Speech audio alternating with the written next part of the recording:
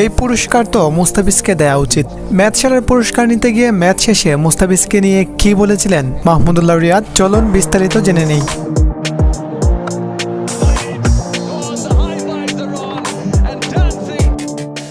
শেষ ওভারে শ্বাসরুদ্ধকর নাটক আর ব্যাটসম্যানের চোখে জয়ের তীব্র ক্ষুধা। এই অবস্থায় পৃথিবীর ভাগা ভাগা বোলারেরও কি বুক ধকবক করে না, হাত কি একটুও কাঁপে না? কিন্তু ঠিক সেই মুহূর্তে এসে মুস্তাফিজুর রহমান যা করলেন সেটা এক চরম দুঃসাহসিকতার পরিচয়। রংপুর রাইডার্স বনাম ঢাকা ক্যাপিটালস। শুরুতে মাত্র 30 রানে 3 উইকেট হারিয়ে যখন রংপুরের তরি ডুবু ঠিক তখনই হাল ধরলেন সেই মানুষটা যাকে আমরা চিনি ক্রিকেটের সাইলেন্ট কিলার হিসেবে, মাহমুদুল্লাহ রিয়াদ। তার 41 বলে 51 রানের ওই ইনিংসটাই রংপুরকে লড়ার মতো একটা পুঁজি এনে দিয়েছিল। কিন্তু 154 রান কি যথেষ্ট ছিল?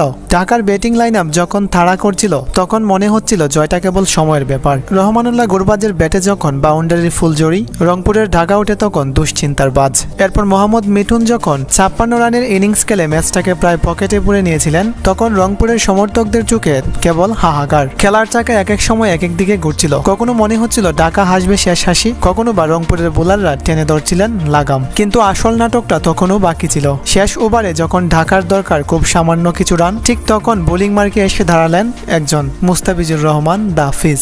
এবং এরপর যা হলো তা তো আপনারা স্বচক্ষেই দেখেছেন। দুর্দান্ত বোলিং করে অবিশ্বাস্যভাবে রংপুরের জয় নিশ্চিত করেছিলেন ফিজ।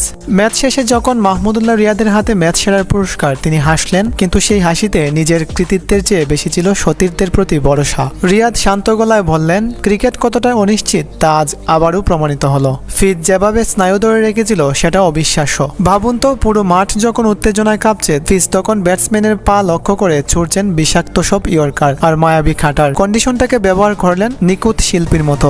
রিয়াদ বলছিলেন ফিজের উপর তার সেই অগাধ বিশ্বাসের কথা। চাপের মুখে মাথা ঠান্ডা রেখে লড়ে যাওয়ার যে গল্পটা আজ মুস্তাফিজ আর মাহমুদুল্লাহ মিলে লিখলেন তা ক্রিকেট ভক্তদের মনে থাকবে অনেক দিন। কেউ মাঠের নায়ক হয় ট্রফি হাতে নিয়ে, আর কেউ নায়ক হয় কোটি মানুষের ভরসা নিয়ে। ফিজ আজ আরও একবার মনে করিয়ে দিলেন, ফর্ম সাময়িক হতে পারে কিন্তু ক্লাস চিরস্থায়ী।